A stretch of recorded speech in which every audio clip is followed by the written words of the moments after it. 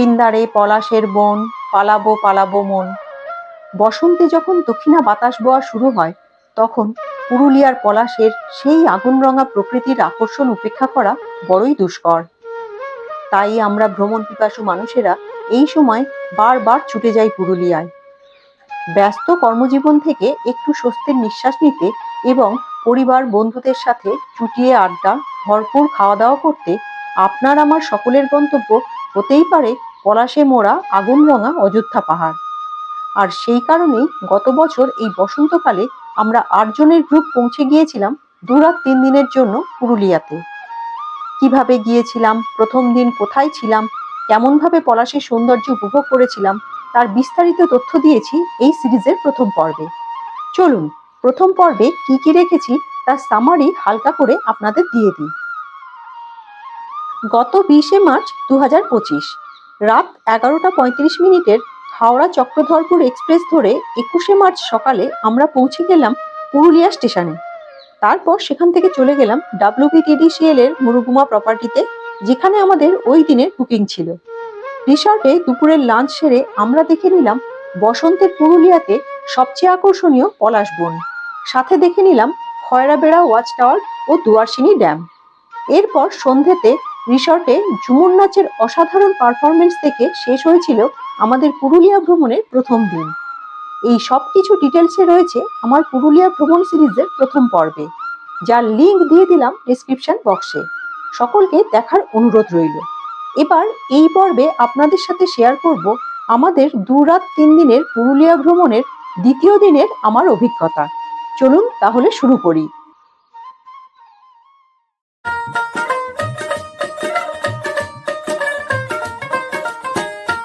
Good morning. আজ ২২শে March ২০২৫, আমাদের পুরুলিয়া ভ্রমণের দ্বিতীয় দিন। আজ আমরা WBTDCL মুরুগুমা প্রপার্টি থেকে সকাল ১১টা নাগাদ চেক আউট করে যাব। তার আগে রিসর্টের চারপাশটা ঘুরে দেখার জন্য ব্রেকফাস্ট সেরে বেরিয়ে পড়লাম। রিসর্টের গেট থেকে বেরিয়ে বাঁ দিকেই রয়েছে আমাদের প্রধান আকর্ষণের কেন্দ্রবিন্দু, একটি লাল পলাশের গাছ। আর গাছের তলাটায় যেন মনে হচ্ছিল ফুলের গালিচা পাতা। ফুলগুলো ছুঁয়ে দেখার লোভ সামলাতে পারলাম না। ২ বন্ধু মিলে কুড়োতে শুরু করলাম। এরপর আমরা চলে গেলাম রিসর্টের পেছন দিকে, যেখান থেকে যতদূর চোখ যায় শুধুই পলাশ। লাল পলাশের জঙ্গলের কি অপূর্ব শোভা, চলুন আপনাদের ঘুরে দেখাই।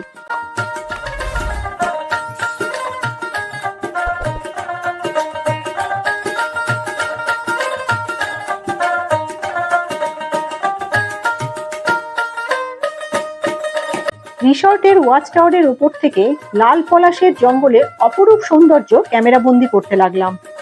লাল মাটি, সাথে লাল পলাশ, দূরে উঁচু নিচু পাহাড়ের সারি। কি অপূর্ব প্রাকৃতিক সৌন্দর্য, যে চোখে না দেখলে বলে বোঝানো মুশকিল। WBTDCL মুরুগুমা প্রপার্টির লোকেশন কেমন, আশা করি কিছুটা আপনাদের বোঝাতে পেরেছি। আপনাদের বলবো, যদি সুযোগ পান একদিন এখানে থেকে যাবেন, খুবই ভালো লাগবে। কিছু সময় ওয়াচ টাওয়ারের উপরে কাটিয়ে বেশ কয়েকটি ছবি তুলে এবার আমরা পা বাড়ালাম মুরুগুমার প্রধান আকর্ষণ মুরুগুমা ড্যামের দিকে, যা এখান থেকে পায়ে হেঁটে ৩-৪ মিনিটের মতো।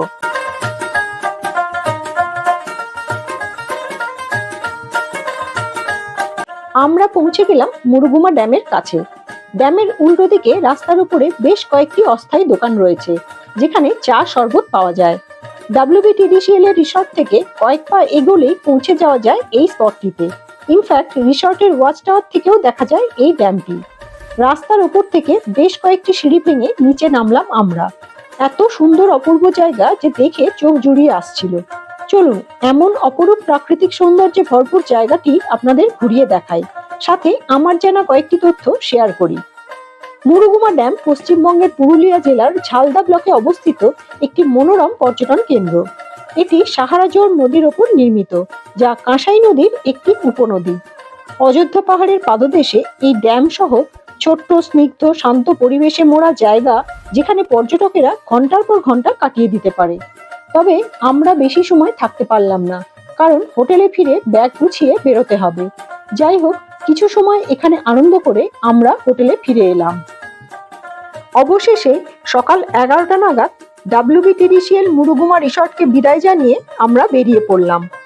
রাস্তার ধারে লাল পলাশের সৌন্দর্য উপভোগ করতে করতে আমরা এগিয়ে চললাম অযোধ্যা হিলটপের উদ্দেশ্যে। ওখানে আমাদের বুকিং রয়েছে WBCADC অযোধ্যা হিল প্রজেক্টে। ওটিও একটি ওয়েস্ট বেঙ্গল গভর্নমেন্ট প্রপার্টি। তবে ডাইরেক্টলি আমরা ওখানে যাব না, অযোধ্যা সার্কিটের অন্তর্ভুক্ত বেশ কয়েকটি জনপ্রিয় স্পট দেখে তারপর ওখানে পৌঁছবো। কথা বলতে বলতে আমরা চলে এসেছি ভীষণই জনপ্রিয় একটি স্পট সুইসাইড পয়েন্টে। এত সুন্দর মনোরম প্রাকৃতিক সৌন্দর্যে ভরপুর জায়গাটির নাম কেন যে সুইসাইড পয়েন্ট রাখা হয়েছে তা আমার জানা নেই, তবে যেটুকু তথ্য আমার জানা আছে চলুন তা আপনাদের সাথে শেয়ার করি। পুরুলিয়ার অযোধ্যা পাহাড়ে অবস্থিত সুইসাইড পয়েন্ট বা স্থানীয়ভাবে পরিচিত উকাম্বুরু একটি অত্যন্ত জনপ্রিয় ও রোমাঞ্চকর ভিউ পয়েন্ট। এটি মূলত মুরুগুমা ড্যামের উপরের একটি খাড়া পাহাড়ের চূড়া, যেখান থেকে নিচে নীল বর্ণের মুরুগুমা জলাধার, চারপাশের জঙ্গল ও গ্রামগুলোর অসাধারণ দৃশ্য উপভোগ করা যায়। এটি বাঘমুন্ডি হিলস এলাকার অন্যতম সেরা সানসেট পয়েন্ট। বিকেলবেলা বিশেষ করে সূর্যাস্তের সময় এখানে খুব সুন্দর দৃশ্য দেখা যায়। যদিও এটি পর্যটকদের কাছে ভিউ পয়েন্ট হিসেবে জনপ্রিয়, তবে স্থানটি একটি খাড়া পাহাড়ের কিনারা, তাই ছবি তোলার সময় বিশেষ সতর্কতা অবশ্যই প্রয়োজন। পুরুলিয়ার অযোধ্যা সার্কিটের মধ্যে এই মুরুগুমা ড্যাম ও সুইসাইড পয়েন্ট বা উকাম্বুরু ভিউ পয়েন্ট হলো অন্যতম দুটি জনপ্রিয় স্পট।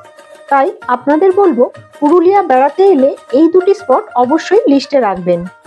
বেশ কিছু সময় এখানে কাটিয়ে ফেরার পথে ছোট্ট একটি অস্থায়ী দোকান থেকে আমরা কিছু খাবার কিনলাম। আসলে উদ্দেশ্য ছিল বিক্রেতা দিদির রোজগারে যদি কিছুটা সাহায্য করা যায়। এখানে পর্যটন শিল্পের ওপরেই গ্রামের বেশিরভাগ গরিব মানুষের রুজিরুটি নির্ভর করে। তাই আপনাদের কাছে অনুরোধ, যদি প্রয়োজন নাও থাকে তাহলেও কিছু জিনিস কিনে এই গরিব মানুষগুলোকে সাহায্য করবেন, এতে ভগবান আমাদের সকলের মঙ্গল করবেন। সুইসাইড পয়েন্ট দেখার পর আমরা পৌঁছে গেলাম নেক্সট স্পট মার্বেল লেক দেখতে। এটি পুরুলিয়া শহর থেকে প্রায় 60 কিলোমিটার দূরে অযোধ্যা পাহাড়ের কাছে অবস্থিত। এই জলাশয়টি মূলত পাম্প স্টোরেজ প্রকল্পের জন্য পাথর ভাঙার পর তৈরি একটি গভীর পরিত্যক্ত খনি থেকে সৃষ্টি হয়েছে। এই লেকটি তার নীল স্বচ্ছ জলের জন্য পরিচিত, যা দূর থেকে দেখলে অদ্ভুত সুন্দর মনে হয়। লেকের আশেপাশের পাথুরে খাড়া পাহাড় ও প্রাকৃতিক দৃশ্য ভীষণই মনোমুগ্ধকর। এরপর আমরা পৌঁছে গেলাম অপর একটি পপুলার স্পট বামনি ফলস দেখতে। পুরুলিয়ার অযোধ্যা পাহাড়ের মনোরম পরিবেশে অবস্থিত বামনি ফলস একটি জনপ্রিয় পর্যটন কেন্দ্র, যা প্রায় 60 মিটার বা 200 ফুট উচ্চতা থেকে নিচে নেমে আসা জলরাশি এবং ঘন জঙ্গল দ্বারা বেষ্টিত। ঝর্ণার দৃশ্য দেখার জন্য বেশ কিছুটা পথ ট্রেকিং করে নিচে নামতে হয়। শুরুতেই পাশাপাশি দুটি সাঁকো রয়েছে, একটি বাঁশের তৈরি ও অপরটি কংক্রিটের তৈরি। সাঁকোর তলা দিয়ে ঝর্ণার জল বয়ে চলেছে এবং ওখান থেকেই ঝর্ণার আওয়াজ কানে আসছিল। ভীষণই ভালো লাগছিল চারপাশের পরিবেশ।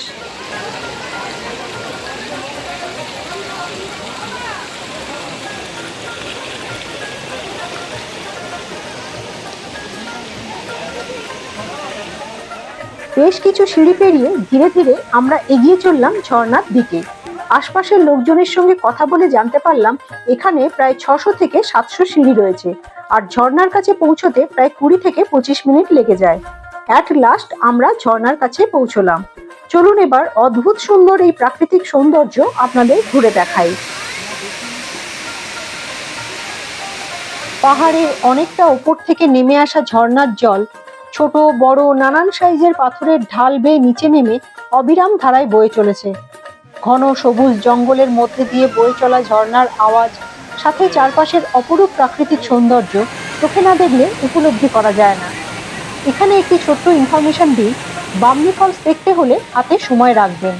পুরো জায়গাটি দেখতে 1 থেকে 1.5 ঘন্টা সময় লাগবে, কারণ যেহেতু ট্রেকিং করে নিচে নেমে ফলসের কাছে পৌঁছতে হয়, তাই যাওয়া আসা মিলে প্রায় 1 ঘন্টার কাছাকাছি লেগে যায়। তাই এই স্পটটি দেখতে হলে হাতে বেশ কিছুটা সময় রাখতে হবে। বামনি ফলস দেখে এবার আমরা চলে গেলাম আরও একটি ঝর্ণা টুরগা ফলস দেখতে। এটিও অযোধ্যা পাহাড়ের কোলে অবস্থিত একটি নয়নাভিরাম স্থান। এই ফলসটির কাছে পৌঁছতে গেলে বেশ কিছুটা উঁচু নিচু পাহাড়ের ঢাল বেয়ে নিচে নামতে হবে, তবে এখানে কোনো সিঁড়ি করা নেই। তাই খুব সাবধানে প্রাকৃতিকভাবে তৈরি পাথুরে পথ বেয়ে নিচে নেমে তবেই ঝর্ণার কাছে পৌঁছানো যায়। ঘন জঙ্গল ও পাথুরে ভূখণ্ডে ঘেরা এই জলপ্রপাতটি তুরগা ড্যামের কাছেই অবস্থিত, যা শীতকালে এবং বর্ষাকালে পর্যটকদের জন্য একটি প্রিয় গন্তব্য। এর অপরূপ সৌন্দর্যের জন্য অনেকে একে দক্ষিণবঙ্গের পেহেলগাঁও বলে থাকে। এরপর আমরা চলে গেলাম অপর একটি জনপ্রিয় স্পট চড়িদা মুখোশ গ্রামে। পুরুলিয়ার বিখ্যাত ছৌ নৃত্যে ব্যবহৃত ছৌ মুখোশের জন্য চড়িদা জনপ্রিয়। বাঘমুন্ডি শহর থেকে 5 কিলোমিটার দূরে পাহাড়ের কোলে অবস্থিত এই গ্রাম। এই চড়িদা গ্রামে প্রায় 100 থেকে 150টি পরিবারের বাস, যারা কয়েক প্রজন্ম ধরে শুধুমাত্র ছৌ নাচের মুখোশ তৈরি করে থাকেন।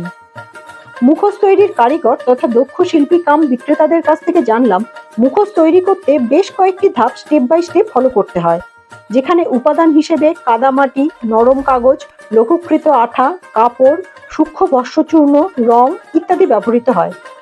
একটি মুখোশ কমপ্লিট হতে 4-5 দিন লেগে যায়। শিল্পীদের দক্ষ হাতে তৈরি অসাধারণ সব মুখোশ দেখে অভিভূত হয়ে গেলাম। এখানে একের পর এক ছোট ছোট বাড়িতে সার দিয়ে সাজানো শুধুই রং বেরঙের মুখোশ।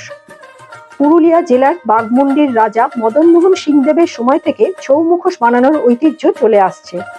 তিনি ছিলেন এই লোকশিল্পের অন্যতম পৃষ্ঠপোষক।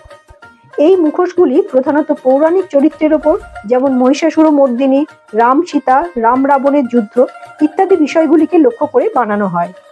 শিব, দুর্গা, অসুর, লক্ষ্মী, সরস্বতী, কার্তিক, গণেশ, সাঁওতাল দম্পতির মুখ, এরকম নানা ধরনের চরিত্র ফুটিয়ে তোলা হয় এই মুখোশগুলিতে, যা আমাদের ড্রয়িং রুমে শোকেসে শোপিস হিসেবে শোভা বর্ধন করে। এরপর মুখোশ গ্রামকে বিদায় জানিয়ে আমরা এগিয়ে চললাম প্রকৃতির মাঝে হারিয়ে যাব বলে। মাঠা পাহাড়ের রেঞ্জকে পাশে নিয়ে মনোরম সবুজ প্রকৃতির রূপ উপভোগ করতে করতে আমরা এগিয়ে চলেছি পরবর্তী গন্তব্যের দিকে। ধূসর পাহাড়, তার পাদদেশে সবুজ গাছের সারি দিয়ে জঙ্গল, অপূর্ব সুন্দর লাগছিল চারপাশ। দুচোখ ভরে উপভোগ করতে লাগলাম প্রকৃতিকে। পথে যেতে যেতে ড্রাইভার ভাই একটি গাছের তলায় গাড়ি থামিয়ে দিল। জানলাম গাছটি হলো মহুয়া ফলের গাছ, আর গাছের তলায় মহুয়া ফল বিছিয়েছিল। আমরা সবাই গাড়ি থেকে নেমে হৈ হৈ করে মহুয়া ফল কুড়োতে লাগলাম। এত সুন্দর অপূর্ব জায়গা যে রাস্তার উপরে বসে পাগলের মতো ছবি তুলতে লাগলাম। ক্যামেরা বন্দি করতে লাগলাম ওই মুহূর্তগুলো, যা স্মৃতির পাতায় থেকে যাবে চিরকাল।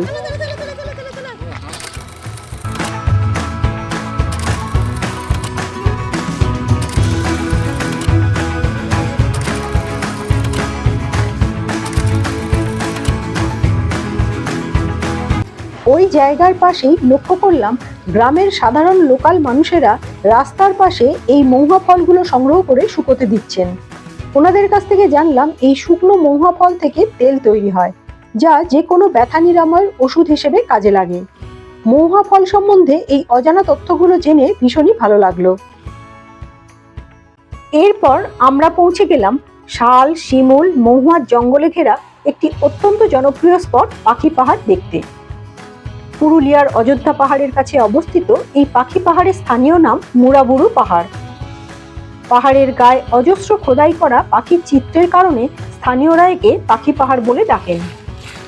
অসাধারণ একটি প্রাকৃতিক পরিবেশের মধ্যে শাল, সেগুন, মহুয়া, কেন্দু, পলাশ গাছের বিস্তীর্ণ জঙ্গলের মধ্যে দিয়ে পাহাড়ে যাওয়ার পথ চলে গেছে।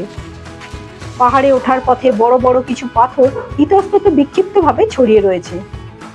গভর্নমেন্ট আর্ট কলেজের প্রাক্তন ছাত্র শ্রী চিত্তদে বেশ কিছু স্থানীয় যুবককে পাথর খোদাইয়ের প্রশিক্ষণ দিয়ে পাহাড়ে ছড়িয়ে থাকা পাথরগুলোর উপরে বিভিন্ন পশু পাখির অবয়ব ফুটিয়ে তুলেছেন।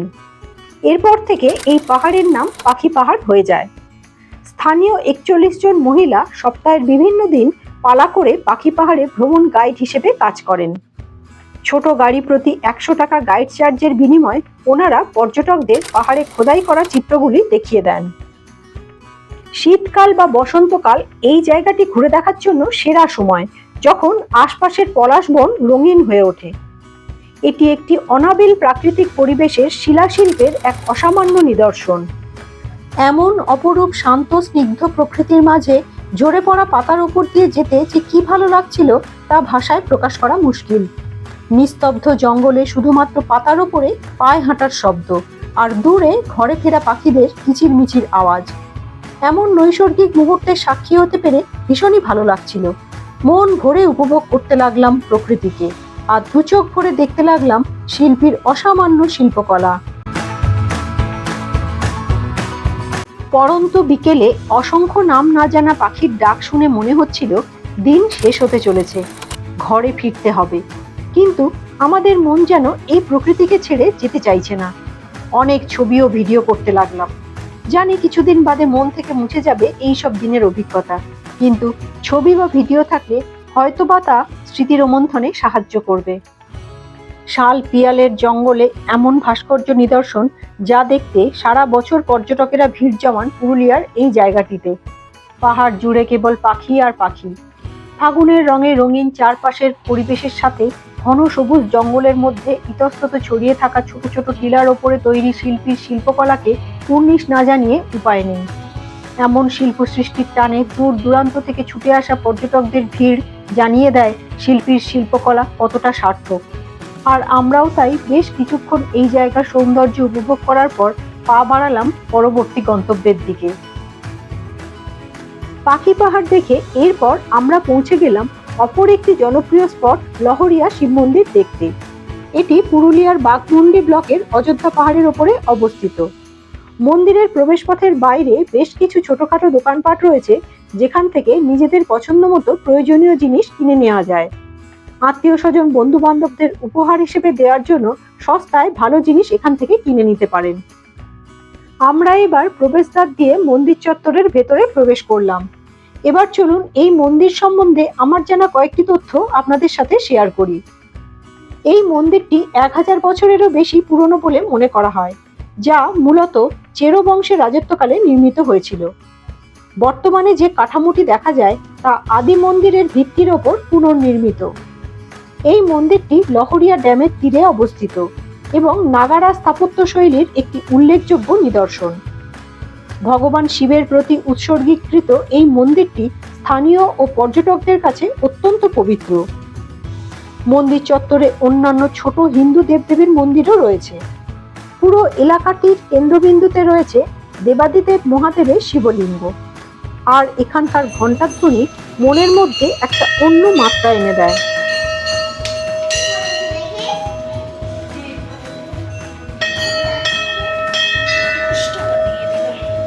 শিবলিঙ্গর পাশাপাশি আরো কয়েকটি মন্দির রয়েছে এখানে।